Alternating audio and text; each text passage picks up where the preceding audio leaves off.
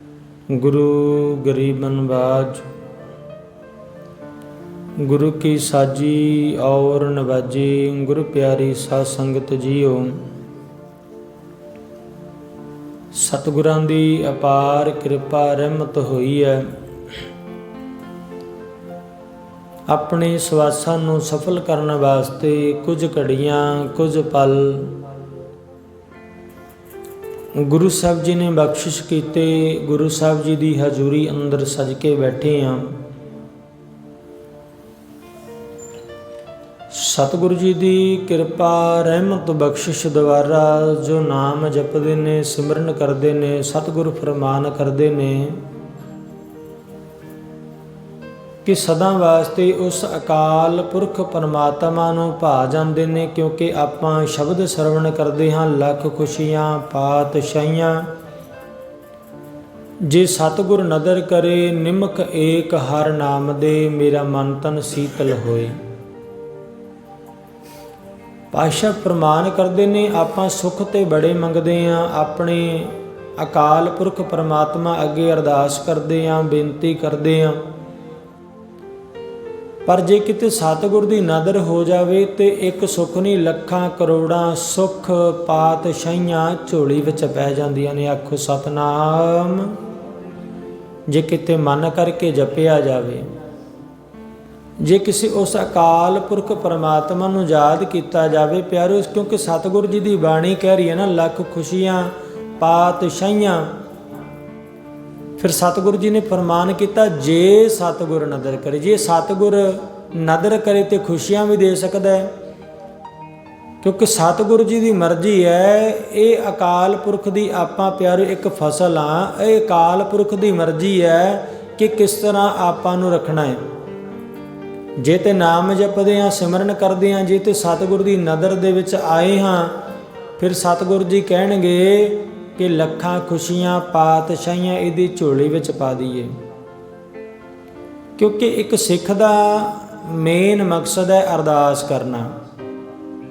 अरदास करना, सतगुरु दे चरनां च बेनतियां करना, सुख मंगणे, परिवार दी चढ़दी कला वास्ते अरदास मंग करनी। पर एक आपां अरदास विच शब्द पढ़दे हाँ, अरदास आपां जदों सारी पढ़दे हाँ सुणदे हाँ ते अरदास विच शहीदां ਸਿੰਘਾਂ ਨੂੰ याद किया गया जिन्हां ਸਿੰਘਾਂ ਸਿੰਘਣੀਆਂ धर्मे सी दिते बंद बंद कटाए, जिन्हां गुरुद्वारा साहब दीआं लियां कुर्बानियां कीतियां। आपां सारी अरदास सुणदे भी हाँ ते पढ़दे भी हाँ। पर अरदास दे विच एक शब्द जो शामिल किया गया वो सत दान मंगे। बख्शना जी सिखां नूं सिੱਖੀ दान, केस दान, रहत दान, विवेक दान, विसाहो दान, भरोसा दान ते सतवां है दाना सिर दान नाम दान। ये मंगना पैंदा गुरु दे पासों। जे गुरु तो मंगांगे, गुरु दे चरनां च अरदास करांगे तां ही प्यारिओ ये पल नसीब होने ने। नहीं तो आपां कई बार सुनिया ना प्यारिओ, कई बार गुरुद्वारा साहब जी दे नाल सांझी कंध होवे ना ते उत्थों उठ के गुरुद्वारा साहब जाण तक दा हुक्म नहीं हुंदा, क्योंकि मंगिया ही नहीं कदे। क्योंकि जिहड़ी ये गरीबी अमीरी है ना प्यारिओ, ये अकाल पुरख की मौज है। परमात्मा की मर्जी है भी कैसे तू कर्म कीते ने, कैसी अवस्था विच जाना है। एक इंसान ने जन्म लिया तो वह पहला ही प्यारे कई बार घर परिवार करोड़पति अरबांपति खरबांपति होंदे ने। ऐसा जन्म कई बार इंसान ऐसी जगह पर जाके जन्म ले लैंदा है, क्योंकि कर्मा करके।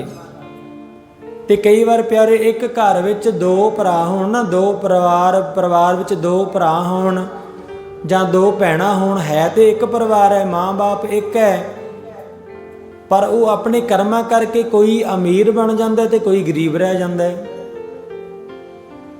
कई बार दो भैणां एक घर विच जन्म लिया, एक दी जिंदगी विच सुख लिखे ने, एक दी दुख लिखे ने। एक नूं चंगे घर विच जाना पिया तो एक नूं माड़े च जाना पिया प्यारिओ। ये तो सतगुर दे चरनां च अरदास करना अपना एक मेन मकसद है। पर सतगुर कहंदे लखां खुशियां पातशाहियां तां ने जे सतगुर दी नदर होवे। क्योंकि आपां शब्द सरवण कीता ना, सुकर कुकर जौन पर मैं तऊ लाज ना आई। ਸਤਿਗੁਰੂ ਕਹਿੰਦੇ, ਹੇ ਅਣਜਾਣ, ਹੇ ਮੇਰੇ ਸੱਜਣ, ਹੇ ਮੇਰੇ ਮਿੱਤਰ, ਤੂੰ ਬੜੀਆਂ ਜੂਨੀਆਂ ਵਿੱਚ ਕੁੱਤਾ ਵੀ ਬਣਿਆ, ਤੂੰ ਸੂਰ ਵੀ ਬਣਿਆ, ਪਰ ਤੈਨੂੰ ਹਾਲੇ ਤੱਕ ਸ਼ਰਮ ਨਹੀਂ ਆਈ। ਹਾਲੇ ਤੱਕ ਤੈਨੂੰ ਸ਼ਰਮ ਨਹੀਂ ਆਈ। ਤੂੰ ਹਾਲੇ ਵੀ ਨਾਮ ਨਹੀਂ ਜਪਦਾ, ਨਾਮ ਨਹੀਂ ਸਿਮਰਦਾ। ਜਿਹੜਾ ਤੇਰਾ ਮੇਨ ਮਕਸਦ ਹੈ ਉਸ ਨੂੰ ਭੁੱਲਿਆ ਬੈਠਾ। ਤੈਨੂੰ ਹਾਲੇ ਵੀ ਸ਼ਰਮ ਨਹੀਂ ਆਈ। ਜਦੋਂ ਕਿਤੇ ਨਾਮ ਜਪਣ ਦੀ ਵੇਲਾ ਆਉਂਦਾ ਹੈ, ਨਾਮ ਕੀ ਵੇਲਾ, ਪੈ ਪੈ ਸੋਇਆ। ਸਤਿਗੁਰੂ ਵਾਰ-ਵਾਰ ਫਰਮਾਨ ਕਰਦੇ ਨੇ, ਸਮਝਾਉਣਾ ਕਰਦੇ ਨੇ, ਪਿਆਰੇ ਇਹ ਤੇ ਆਪਣੇ ਦਿਮਾਗ ਤੇ ਮਾਈਂਡ ਤੇ ਆਪਣਾ ਮਨ ਹੈ ਕਿ ਆਪਾਂ ਸਤਿਗੁਰੂ ਦੇ ਕਿਸ ਬਚਨ ਨੂੰ ਸਰਵਣ ਕਰਨਾ ਹੈ। ਕਿਉਂਕਿ ਸਤਿਗੁਰੂ ਜੀ ਤੇ ਫਰਮਾਨ ਕਰਕੇ ਵਾਰ-ਵਾਰ ਆਵਾਜ਼ਾਂ ਮਾਰ ਕੇ ਸਮਝਾਣਾ ਕਰ ਨੇ, ਆਵੋ ਸਿੱਖ ਸਤਿਗੁਰ ਕੇ ਪਿਆਰਿਓ ਗਾਵੋ ਸੱਚੀ ਬਾਣੀ। ਸਤਿਗੁਰੂ ਜੀ ਨੇ ਤੇ ਆਵਾਜ਼ਾਂ ਮਾਰ-ਮਾਰ ਕਰਕੇ ਕਿਹਾ ਕਿ ਆਓ ਪਿਆਰਿਓ ਬਾਣੀ ਗਾਵੋ, ਬਾਣੀ ਸੁਣੋ, ਸੰਗਤ ਕਰੋ, ਕਿਉਂਕਿ ਸੰਗਤ ਵਿੱਚੋਂ ਹੀ ਪਰਮਾਤਮਾ ਮਿਲਣਾ ਪਿਆਰਿਓ। ਇਹ ਪਰਮਾਤਮਾ ਦੀ ਸੰਗਤ ਕਰਕੇ ਨਾ, ਨਾਮ ਜਪ ਕੇ ਸਿਮਰਨ ਕਰਕੇ ਅਕਾਲ ਪੁਰਖ ਫਰਮਾਨ ਕਰਦੇ ਨੇ, ਭਾਈ ਇੱਥੋਂ ਹੀ ਪਰਮਾਤਮਾ ਦੀ ਬਖਸ਼ਿਸ਼ ਹੋਣੀ ਹੈ। ਤੇ ਰਾਜਾ ਸਾਹਿਬ ਮਹਾਰਾਜ ਵੀ ਸਮਝਾਣਾ ਕਰ ਰਹੇ ਨੇ, ਆਓ ਪਿਆਰਿਓ ਰਾਜਾ ਸਾਹਿਬ ਦੇ ਬਚਨ ਸਰਵਣ ਕਰੀਏ। ਕਬਿਤ ਪਰਮਾਤਮਾ ਕੋ ਯਾਦ ਕਰ, ਵਿਖਿਆ ਤਿਆਗ ਕਰ, ਕੰਮ ਤੇਰੇ ਆਵੇ ਜੋ ਧਨਾਵਾਂ ਦਾ ਇਹ ਕੋਲ ਹੈ। ਪਾਤਸ਼ਾਹ ਫਰਮਾਨ ਕਰਦੇ ਨੇ ਵੀ ਸਿਆਣਿਆਂ ਦਾ ਕਹਿਣਾ ਹੈ ਕਿ ਮਾਇਆ ਵੱਲੋਂ ਪ੍ਰੀਤ ਘਟਾ ਕੇ ਤੇ ਰੱਬ ਨੂੰ ਯਾਦ ਕਰੋ, ਜੋ ਅੱਗੇ ਦਰਗਾਹ ਵਿੱਚ ਸਹਾਈ ਹੋਣੀ ਹੈ। ਕਿਉਂਕਿ ਆਪਾਂ ਪਿਆਰਿਓ ਅੱਜ ਤੱਕ ਸੁਣਦੇ ਆਏ ਹਾਂ ਨਾ, ਕੋਈ ਪਤਾ ਨਹੀਂ ਲੱਗਦਾ। ਆਪਣੇ ਨਗਰ ਵਿੱਚ ਵੀ ਕਿੰਨੀਆਂ ਮੌਤਾਂ ਹੋਈਆਂ ਪਿਆਰਿਓ। ਚੰਗੇ ਭਲੇ ਇਨਸਾਨ ਚਲਦੇ ਫਿਰਦੇ ਕੰਮ ਕਰਦੇ ਕਰਦੇ ਇੱਕਦਮ ਹੀ ਪਤਾ ਲੱਗਦਾ ਵੀ ਫਲਾਣਾ ਸਵਰਗਵਾਸ ਹੋ ਗਿਆ, ਫਲਾਣਾ ਮੌਤ ਉਹਦੀ ਹੋ ਗਈ ਹੈ, ਉਹ ਇਸ ਸੰਸਾਰ ਤੋਂ ਚਲਿਆ ਗਿਆ। ਇੱਕਦਮ ਸੁਪਨੇ ਵਾਂਗੂ ਲੱਗਦਾ ਨਾ ਪਿਆਰਿਓ। ਫਿਰ ਆਪਾਂ ਕਹਿੰਦੇ ਉੱਤੇ ਚੰਗਾ ਸੀ, ਕੱਲ ਚੰਗਾ ਭਲਾ ਸੀ, ਕੱਲ ਕੰਮ ਕਰ ਰਿਹਾ ਸੀ, ਕੱਲ ਮਿਲਿਆ। ਇਸ ਕਰਕੇ ਪਾਤਸ਼ਾਹ ਫਰਮਾਨ ਕਰਦੇ ਨੇ ਭਾਈ ਕਿ ਇਹ ਜੋ ਇਨਸਾਨ ਹੈ ਨਾ, ਇਹਦੀ ਜਿਹੜੀ ਮੌਤ ਹੈ ਤੇ ਜੀਵਨ ਹੈ ਉਹ ਪਰਮਾਤਮਾ ਦੇ ਹੱਥ ਵਿੱਚ ਹੈ। ਉਹਦੀ ਮਰਜ਼ੀ ਹੈ ਵੀ ਇਹਨੂੰ ਪਕਾ ਕੇ ਵੱਢਣਾ, ਕੱਚਾ ਵੱਢਣਾ, ਬਚਪਨ ਵਿੱਚ ਲੈ ਜਾਣਾ, ਜਵਾਨੀ ਵਿੱਚ ਲੈ ਜਾਣਾ, ਬੁਢੇਪੇ ਵਿੱਚ ਲੈ ਕੇ ਜਾਣਾ, ਜਾਂ ਫਿਰ ਸੰਸਾਰ ਤੇ ਆਵਣ ਹੀ ਨਹੀਂ ਦੇਣਾ। ਇਹ ਉਹਦੀ ਮਰਜ਼ੀ ਹੈ।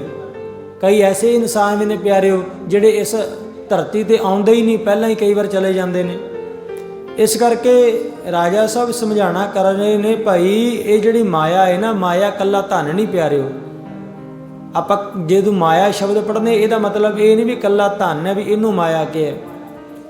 ਪਾਤਸ਼ਾਹ ਫਰਮਾਨ ਕਰਦੇ ਨੇ, ਮਾਇਆ ਰੂਪੀ ਜਿਹੜਾ ਇਹ ਸੰਸਾਰ ਵੇਖ ਰਹੇ ਹਾਂ, ਸਾਰੀ ਦੁਨੀਆ ਵੇਖ ਰਹੀ ਹੈ, ਇਹ ਵੀ ਇੱਕ ਮਾਇਆ ਦਾ ਜਾਲ ਹੈ, ਇੱਕ ਮਾਇਆ ਹੈ।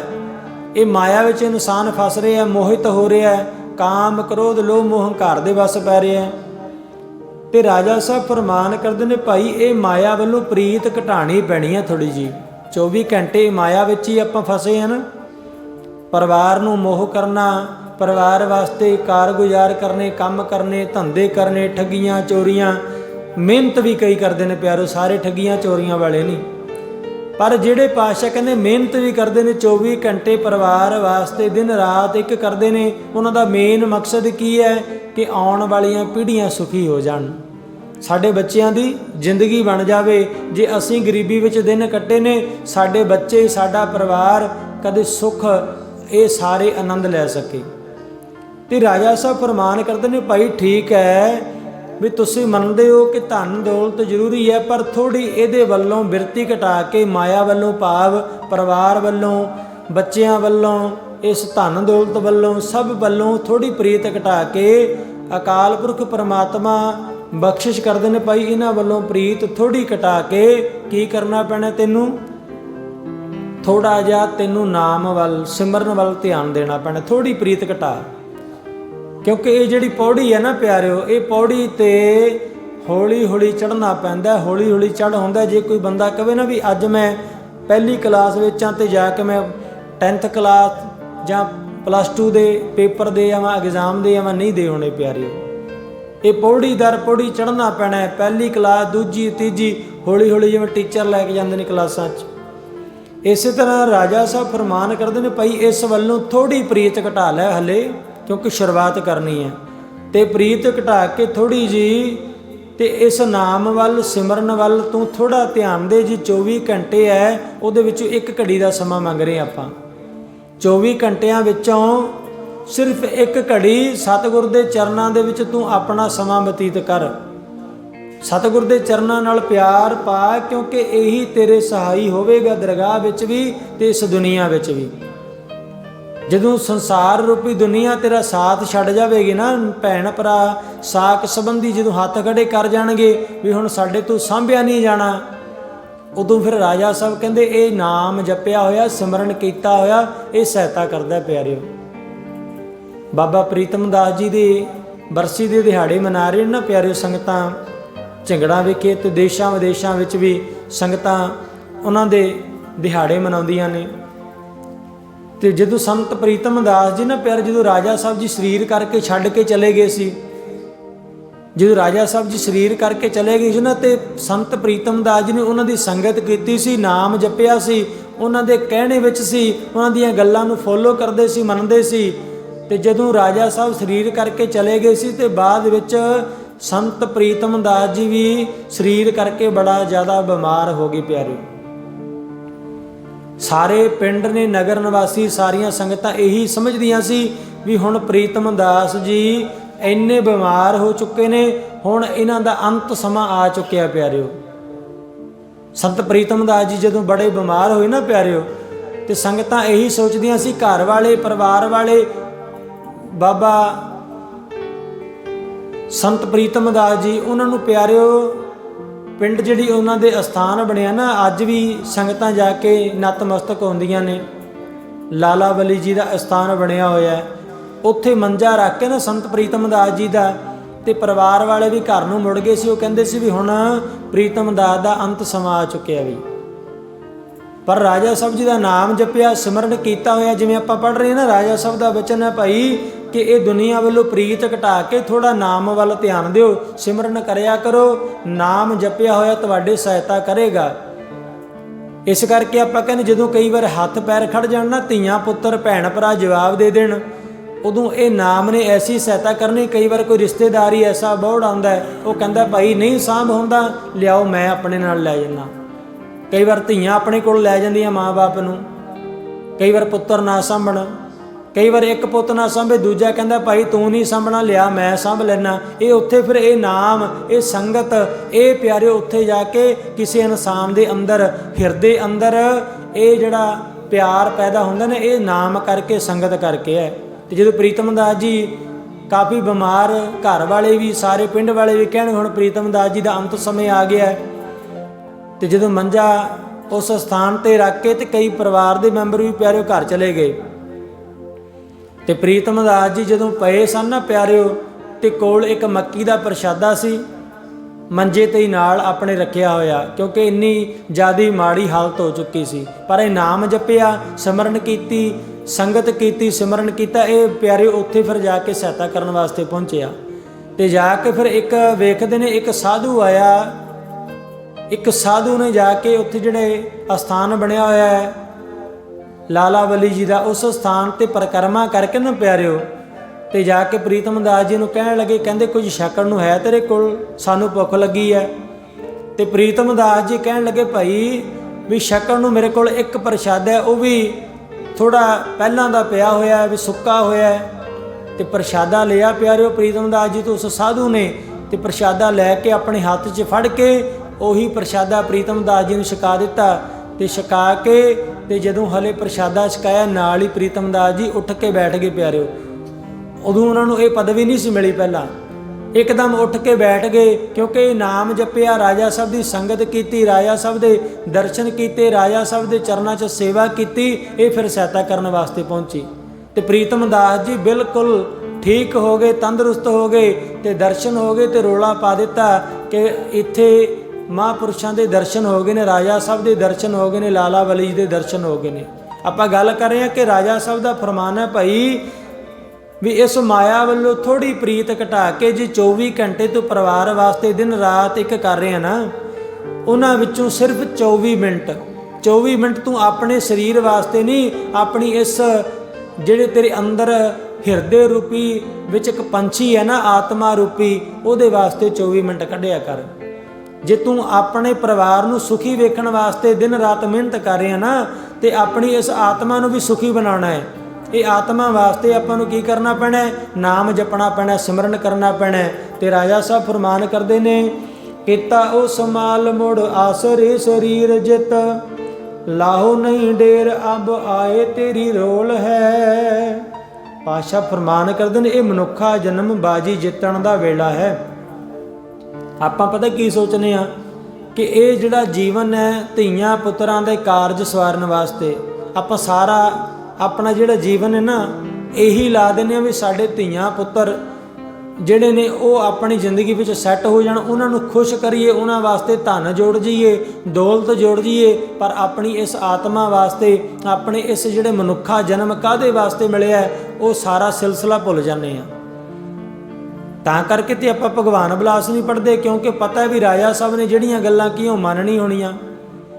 ਤੇ ਰਾਜਾ ਸਾਹਿਬ ਫਰਮਾਨ ਕਰਦੇ ਨੇ, ਭਾਈ ਇਹ ਜਿਹੜਾ ਮਨੁੱਖਾ ਜਨਮ ਹੈ ਨਾ, ਇਹ ਜਿਹੜੀ ਜੀਵਨ ਵਾਲੀ ਬਾਜੀ ਹੈ, ਇਹਨੂੰ ਜਿੱਤਣ ਵਾਸਤੇ ਮਿਲਿਆ ਹੈ। ਕਿਉਂਕਿ ਆਪਾਂ ਸ਼ਬਦ ਸਰਵਣ ਕੀਤਾ ਨਾ ਪਿਆਰਿਓ, ਗੁਰਬਾਣੀ ਵਿੱਚੋਂ ਆਪਾਂ ਸ਼ਬਦ ਇੱਕ ਪੜ੍ਹਿਆ ਪਹਿਲਾਂ, ਤੇ ਸਤਿਗੁਰ ਫਰਮਾਨ ਕਰਦੇ ਨੇ, ਭਾਈ ਸਾਰੀ ਉਮਰ ਜਿਹੜੇ ਪਹਿਲਾਂ ਕਈ ਜਨਮ ਤੈਨੂੰ ਕੁੱਤਾ ਵੀ ਬਣਨਾ ਪਿਆ, ਕੁੱਕਰ ਭਾਵ ਸੂਰ ਵੀ ਬਣਨਾ ਪਿਆ, ਤੈਨੂੰ ਫਿਰ ਵੀ ਸ਼ਰਮ ਨਹੀਂ ਆਈ। ਹੁਣ ਮਨੁੱਖਾ ਜਨਮ ਦੇ ਵਿੱਚ ਵੀ ਤੂੰ ਨਾਮ ਨਹੀਂ ਜਪਦਾ, ਸਿਮਰਨ ਨਹੀਂ ਕਰਦਾ, ਚੁਗਲੀ ਨਿੰਦਿਆ ਈਰਖਾ ਵਿੱਚ ਸਮਾਂ ਬਤੀਤ ਕਰ ਰਿਹਾ ਹੈ। ਇਸ ਕਰਕੇ ਗੁਰਬਾਣੀ ਵਾਰ-ਵਾਰ ਠੋਕਰਾਂ ਮਾਰ ਕੇ ਸਮਝਾਣਾ ਕਰ ਰਹੀ ਹੈ, ਪ੍ਰਾਣੀ ਤੂੰ ਆਇਆ ਇਸ ਜੱਗ ਤੇ ਕਾਹਦੇ ਵਾਸਤੇ, ਤਿਤ ਕਾਹਦੇ ਵਾਸਤੇ ਆ ਕੇ ਤੇ ਤੂੰ ਉਹ ਸਾਰਾ ਸਿਲਸਿਲਾ ਭੁੱਲ ਬੈਠਾ ਹੈ। ਇਸ ਕਰਕੇ ਰਾਜਾ ਸਾਹਿਬ ਯਾਦ ਦਿਵਾ ਰਹੇ ਨੇ, ਕਿਉਂਕਿ ਆਪਾਂ ਨੂੰ ਇਹ ਪੂਰਨੇ ਪਾ ਕੇ ਦੇ ਕੇ ਗਏ ਨੇ ਪਿਆਰਿਓ। ਸਕੂਲ ਵਿੱਚ ਜਦੋਂ ਬੱਚਾ ਪੜ੍ਹਾਈ ਕਰਨ ਵਾਸਤੇ ਜਾਂਦਾ ਨਾ, ਤੇ ਉਹਨਾਂ ਨੂੰ ਪਹਿਲਾਂ ਪੂਰਨੇ ਪਾ ਕੇ ਦਿੱਤੇ ਜਾਂਦੇ ਨੇ। ਛੋਟੇ ਬੱਚੇ ਨੂੰ ਪਹਿਲਾਂ ਪੂਰਨੇ ਪਾ ਕੇ ਦਿੱਤੇ ਜਾਂਦੇ ਨੇ ਵੀ ਇਹਦੇ ਉੱਪਰ ਲਿਖ। ਤੇ ਜਦੋਂ ਪੂਰਨਿਆਂ ਦੇ ਉੱਪਰ ਬੱਚਾ ਲਿਖਣਾ ਸਿੱਖ ਜਾਂਦਾ ਨਾ ਪਿਆਰਿਓ, ਫਿਰ ਉਹਨੂੰ ਦੱਸਣਾ ਨਹੀਂ ਪੈਂਦਾ, ਫਿਰ ਵਾਰ-ਵਾਰ ਕਹਿਣਾ ਨਹੀਂ ਪੈਂਦਾ, ਬਸ ਇੱਕ ਵਾਰ ਕੋਈ ਸ਼ਬਦ ਬੋਲਿਆ ਨਾਲ ਹੀ ਕੈਚ ਕਰਕੇ ਲਿਖ ਦਿੱਤਾ ਜਾਂਦਾ। ਜਦੋਂ ਪੇਪਰ ਪੈਂਦਾ ਉੱਥੇ ਜਾ ਕੇ ਦੱਸਣਾ ਨਹੀਂ ਪੈਂਦਾ ਵੀ ਇਸ ਸਵਾਲ ਦਾ ਹੱਲ ਕੀ ਹੈ, ਆਨਸਰ ਕੀ ਹੈ। ਉੱਥੇ ਫਿਰ ਇਨਸਾਨ ਜਿਹੜਾ ਉਹ ਪੜ੍ਹਿਆ ਕਲਾਸ ਦੇ ਵਿੱਚ ਆਪਣੇ ਆਪ ਲਿਖ ਆਉਂਦਾ। ਇਸੇ ਤਰ੍ਹਾਂ ਰਾਜਾ ਸਾਹਿਬ ਮਹਾਰਾਜ ਨੇ ਆਪਾਂ ਨੂੰ ਇਹ ਪੂਰਨੇ ਪਾ ਕੇ ਦਿੱਤੇ ਨੇ ਪਿਆਰਿਓ। ਇਹ ਆਪਾਂ ਪੂਰਨੇ ਰੋਜ਼ ਸੁਣਦੇ ਹਾਂ, ਪੜ੍ਹਦੇ ਹਾਂ, ਤੇ ਇਹ ਨਹੀਂ ਵੀ ਸੁਣ ਕੇ ਪੜ੍ਹ ਕੇ ਤੇ ਇੱਥੇ ਪੱਲਾ ਝਾੜ ਕੇ ਇੱਥੇ ਛੱਡ ਜਾਣੇ ਨੇ। ਇਹ ਸਾਰੇ ਪੂਰਨੇ ਸੁਣ ਕੇ ਪੜ੍ਹ ਕੇ ਇਹਨਾਂ ਨੂੰ ਯਾਦ ਕਰਨਾ ਹੈ, ਕਿਉਂਕਿ ਜਦੋਂ ਪੇਪਰ ਪੈਣਾ ਨਾ ਪਿਆਰਿਓ, ਜਿਹੜੇ ਬੱਚਿਆਂ ਨੇ ਪੜ੍ਹਾਈ ਕੀਤੀ ਹੈ ਉਹੀ ਪਾਸ ਹੋਣਗੇ, ਤੇ ਜਿਹੜੇ ਸਿਰਫ ਕਲਾਸ ਵਿੱਚ ਗਏ, ਜਾ ਕੇ ਕਲਾਸ ਵਿੱਚ ਹਾਜ਼ਰੀ ਲਵਾਈ, ਬੈਠੇ ਘੁੰਮੇ ਤੇ ਪੜ੍ਹਾਈ ਮਾਸਟਰ ਨੇ ਜੋ ਪੜ੍ਹਾਇਆ ਉਹ ਪੜ੍ਹੇ ਹੀ ਨਹੀਂ, ਤੇ ਜਦੋਂ ਪੇਪਰ ਪੈਣਾ ਤੇ ਫਿਰ ਉੱਥੇ ਲਿਖਿਆ ਹੋਣਾ ਫੇਲ। ਜਿਹੜਾ ਬੱਚਾ ਫਸਟ ਆਉਂਦਾ ਉਹਦੇ ਤੇ ਵੀ ਐਫ ਫੇਲ ਹੈ, ਤੇ ਜਿਹੜਾ ਫਸਟ ਹੈ ਉਹ 'ਤੇ ਵੀ ਐਫ ਹੈ ਵੀ ਫਸਟ, ਤੇ ਜਿਹੜਾ ਫੇਲ ਹੈ ਉਹਦੇ ਵੀ ਐਫ ਫੇਲ ਹੈ। ਫਸਟ ਫੱਫਾ ਦੋ ਲੱਗਦਾ, ਇੱਕ ਫੇਲ ਦਾ ਤੇ ਇੱਕ ਫਸਟ ਦਾ। ਇਹ ਆਪਾਂ ਆਪਣੀ ਜ਼ਿੰਦਗੀ 'ਚ ਲਾਗੂ ਕਰਨਾ ਵੀ ਫੇਲ ਵਾਲਾ ਫੱਫਾ ਲਵਾਉਣਾ ਕਿ ਫਸਟ ਵਾਲਾ, ਇਹ ਜ਼ਿੰਦਗੀ ਵਿੱਚੋਂ ਫਸਟ ਆਉਣਾ ਕਿ ਫੇਲ ਹੋਣਾ। ਇਸ ਕਰਕੇ ਰਾਜਾ ਸਾਹਿਬ ਜੀ ਇਹ ਪੂਰਨੇ ਦੇ ਕੇ ਗਏ ਨੇ। ਇਹਦਾ ਮਤਲਬ ਇਹ ਨਹੀਂ ਵੀ ਸੁਣ ਲਿਆ ਤੇ ਇੱਥੇ ਬੈਠ ਕੇ ਘਰ ਦੇ ਕੰਮ ਵੀ ਛੱਡੇ, 30 ਮਿੰਟ ਆ ਕੇ ਬੈਠੇ ਵੀ ਤੇ ਬੈਠ ਕੇ ਤੇ ਜ਼ਿੰਦਗੀ ਦੇ ਵਿੱਚ ਕੁਝ ਸੁਣਿਆ ਹੀ ਨਹੀਂ, ਕੋਈ ਸਮਝਿਆ ਹੀ ਨਹੀਂ, ਤੇ ਉੱਠਣ ਲੱਗਿਆ ਪੱਲਾ ਝਾੜ ਕੇ ਇੱਥੇ ਹੀ ਸਭ ਕੁਝ ਛੱਡ ਗਏ। ਰਾਜਾ ਸਾਹਿਬ ਇਸੇ ਕਰਕੇ ਸਮਝਾ ਰਹੇ ਨੇ, ਰੱਖਿਆ ਆਵਾਰਾ ਦਿਲ ਅੱਗੇ ਤੈ ਹਰਾਮ ਜਾਦ, ਤਿਸ ਦਾਈ ਫਲ ਦੇਖ ਕੈਸੀ ਹੋਈ ਡੋਲ ਹੈ। ਰਾਜਾ ਸਾਹਿਬ ਮਹਾਰਾਜ ਸਮਝਾਣਾ ਕਰਨੇ ਪਈ, ਇਸ ਲਈ ਸਿਮਰਨ ਦੀ ਕਾਰ ਸੰਭਾਲ। ਕੀ ਕਰਨਾ? ਕੰਮ ਬੜੇ ਕਰਦੇ ਆ ਪਿਆਰਿਓ। ਜੇ ਭਗਤ ਫਰੀਦ ਜੀ ਮਹਾਰਾਜ, ਉਹਨਾਂ ਦੀ ਮਾਤਾ ਨੇ ਨਾ ਉਹਨਾਂ ਨੂੰ ਨਾਮ ਜਪਣ ਵਾਸਤੇ ਲਾਇਆ ਤੇ ਇੱਕ ਲਾਲਚ ਦਿੱਤਾ। ਆਪਾਂ ਅੱਗੇ ਕਈ ਵਾਰ ਸੁਣਿਆ, ਲਾਲਚ ਦਿੱਤਾ ਵੀ ਨਾਮ ਜਪੇਗਾ ਤੇ ਉਹਦੇ ਬਦਲੇ ਕੀ ਮਿਲਣਾ ਹੈ? ਉਹਦੇ ਬਦਲੇ ਤੈਨੂੰ ਗੁੜ ਮਿਲੇਗਾ, ਮਿੱਠਾ ਮਿਲੇਗਾ। ਉਹਦੇ ਲਾਲਚ ਦੇ ਵਸ ਕਰਕੇ ਭਗਤ ਫਰੀਦ ਸਾਹਿਬ ਜੀ ਮਹਾਰਾਜ ਨਾਮ ਜਪਦਿਆਂ ਜਪਦਿਆਂ ਤੇ ਅੱਜ ਸਾਰੀ ਦੁਨੀਆ ਨਮਸਕਾਰ ਕਰ ਰਹੀ ਹੈ। ਜਿਨ੍ਹਾਂ ਨੇ ਨਾਮ ਜਪਿਆ, ਭਗਤ ਬੇਣੀ ਜੀ ਪਹਿਲਾਂ ਕਥਾ ਕਰਿਆ ਕਰਦੇ ਸਨ, ਲੋਕਾਂ ਨੂੰ ਸਮਝਾਇਆ ਕਰਦੇ ਸਨ, ਭਾਈ ਇਸ ਤਰ੍ਹਾਂ ਨਾ ਕਰੋ, ਇਸ ਤਰ੍ਹਾਂ ਕਰੋ, ਇਹ ਮਾੜੇ ਕਰਮ ਛੱਡ ਦੇਵੋ। ਭਗਤ ਬੇਣੀ ਜੀ ਬੜਾ ਸਮਝਾਇਆ ਕਰਦੇ ਸਨ। ਇੱਕ ਦਿਨ ਇੱਕ ਸਾਧੂ ਆਇਆ, ਪਹੁੰਚਿਆ ਹੋਇਆ ਰੱਬ ਦਾ ਰੂਪ, ਕਿਉਂਕਿ ਜਦੋਂ ਕਿਸੇ ਦੀ ਸੇਵਾ ਪ੍ਰਵਾਨ ਹੋ ਜਾਂਦੀ ਹੈ ਫਿਰ ਇੱਕ ਜਿਵੇਂ ਕਹਿੰਦੇ ਨਾ ਵੀ ਚੰਗਿਆੜੀ ਦੀ ਲੋੜ ਹੁੰਦੀ ਹੈ। ਬਸ इस तरह जो सेवा प्रवान हो गई ना, भगत बेणी जी की बड़ा कथा करते सी, बड़ा लोगों को समझाना, पर अपनी जिंदगी में उन्होंने वो चीज़ां लागू नहीं सी कीतियां। तो जदों उन्हां ते किरपा हुई ना प्यारो, एक साधु आया, कहन लगे बेणी जी तुसी बड़ी वधिया कथा करते हो, लोगों को समझाते हो, ये अज जे तुसी कथा करते इनू अपनी जिंदगी च भी लागू करो। तो भगत बेणी जी ने प्यारो उस दिन कहता मैं कथा नहीं अज तो बाद करनी, मैं रब नूं प्राप्त करना। प्यारो रब नूं प्राप्त करदियां करदियां एक दिन ऐसी किरपा हुई प्यारो, अज दुनिया नमस्कार कर रही है। तो जदों भगत बेणी जी कथा करते सी, धन मिलता सी, दौलत मिलती सी, घर का गुजारा चलता सी, वो भी प्यारे गुजारा भी बंद हो गया। हुण घर विच माँ है, घर विच परिवार है, बच्चे ने, सारे वेख रहे ने कि भगत बेणी जी हुण घर विच कोई धन नहीं लैके आ रहे, जिहड़ा गुजारा माड़ा मोटा चलदा सी वो भी बंद हो गया। तो भगत बेणी जी नूं कहण लगे भी सानूं ते कोई खाण पीण नूं भी चाहीदा है। तो कहण लगे मैं ऐसे राजे दे नौकरी कर रहा, उत्थे मैनूं कथा करन दी ड्यूटी मिली है कि जिथे मैं कथा करके उत्थे इस दुनिया दीयां गल्लां दस के राजे दे दरबार विच मैं बैठदा हाँ, तो राजे दे दरबार तो मैनूं ऐसी तनख्वाह मिलनी, इकट्ठा मैनूं धन मिलना है। तो सचमुच प्यारे उस रब की दरगाह विच भगती करते सन भगत बेणी जी। तो जिस दिन किरपा हुई उस अकाल पुरख परमात्मा की अज दुनिया नमस्कार करती है भगत बेणी जी नूं, शीस झुकाउंदी है। जे उन्हां जपिया, जे उन्हां सिमरिया, जे उन्हां याद किया ना प्यारे रब नूं, ते तां दुनिया नमस्कार करती है। ते राजा साहब फरमान करते ने कि भाई इसलिए सिमरन की कार संभाल, बड़े माड़े कर्म करते, बड़ा दुनिया नूं ठग लिया, पर हुण की करना है, जो इस देह का परम प्रयोजन है। पहला पातशाह कहंदे ये सारी जिंदगी ये आवारा जिहड़ा दिल है ना, इनू आवारा रखिया है, जिस दा फल ये है कि शरीर हुण भूत हो गया। जिहड़ा शरीर है ना ये प्यारे भूत बन गया इंसान का भी, क्योंकि इंसान भी एक इंसान दानी है, एक नाम जपण वाला, सिमरन करने वाला है। एक शरीर ऐसा है जिहड़ा है तो देह विच है, पर वो भूत बन गया, माड़े कर्म करदा है, अत्याचार करदा है, ये शरीर भी भूत बन गया प्यारे। ते राजा साहब फरमान करते ने पिछलियां रोणियां देह जान भगवान दास, अग्गा ही संभाल नहीं होवे जित होल है। राजा साहब कथन करते ने जो पिछे बीत चुकी है ना उसका ख्याल ना कर। बड़े माड़े कर्म कर ले, चुगली निंदिया ईर्खा विच समा बतीत कर लिया, ठगियां चोरियां भी कर लियां प्यारिओ, क्योंकि परिवार पालन वास्ते बड़ा कुछ कर लिया है। पर पातशाह फरमान करते हैं भाई अगों समझ के तुर, क्योंकि जिस करके मौत का डर दूर हो जाए। जदों अगे समझ के चलेगा ना, जदों पता लग गया भी हुण नाम जपने आ, सिमरन करने आ, संगत करते हैं, तो सतगुरु जी ऐसी किरपा करते हैं। आपां शब्द सुनते हैं ना, क्या जाना कि मरांगे कैसा मरना होए, फिर सतगुरु जी नाल ही फरमान करते हैं जेकर साहिब मनो ना विसरै तां सैला मरना होए। मरना भी सौखा हो जाता है। इस संसार ते रह के नाम जपीए, सिमरन करिए, संगत करिए, चुगली निंदिया ईरखा तो दूर ही बना के रखिए। तेरे आप जी दे जिथे बैठी हो प्यारे राजा साहब के स्थानां ते ये सतगुरु जी ऐसे ने प्यारे, इन्हां दा फरमान है कि प्यारे एक घड़ी नाम जपिया कर, तेरा जीवन सफल हो जाएगा। आओ प्यारिओ बड़े वडभागे हो, राजा साहब के चरणों 'च बैठ के संगत कर रहे हैं। राजा साहब जी किरपा करन, सारियां संगतां ਦੀਆਂ हाजरियां प्रवान करन, इसे तरह अपनी संगत विच जोड़ के नाम जपाउंदे रहन।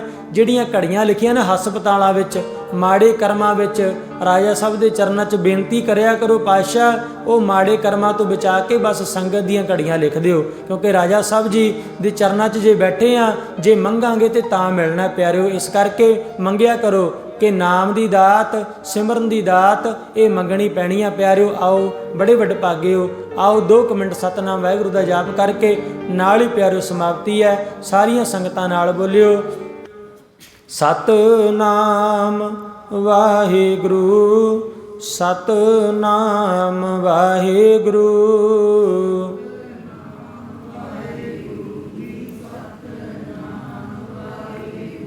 सतनाम वाहिगुरू, सतनाम वाहिगुरू।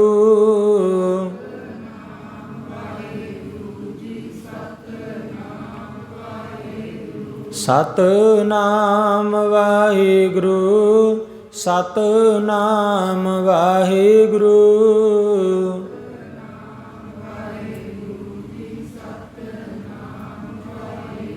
ਸਤਿਨਾਮ ਵਾਹਿਗੁਰੂ, ਸਤਿਨਾਮ ਵਾਹਿਗੁਰੂ।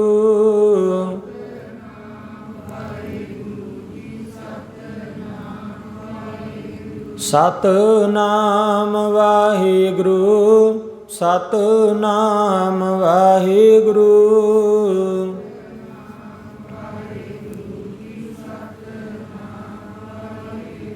ਇਕ ਓੰਕਾਰ ਸਤਿਨਾਮ।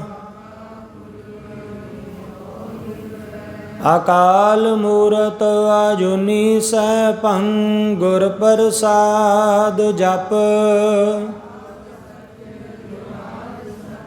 ਹੈ ਭੀ ਸਚ।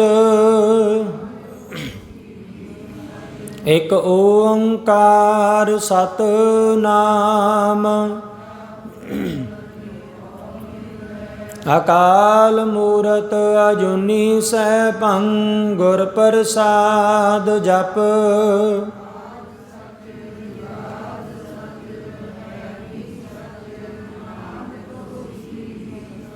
ਇਕ ਓੰਕਾਰ ਸਤਿਨਾਮ ਕਰਤਾ ਪੁਰਖ। ਅਜੂਨੀ ਸੈਭੰ ਗੁਰ ਪ੍ਰਸਾਦ ਜਪ। ਹੈ ਭੀ ਸਚ। ਇਕ ਓੰਕਾਰ ਸਤਿਨਾਮ ਕਰਤਾ ਪੁਰਖ। ਅਜੂਨੀ ਸੈਭੰ ਗੁਰ ਪ੍ਰਸਾਦ ਜਪ।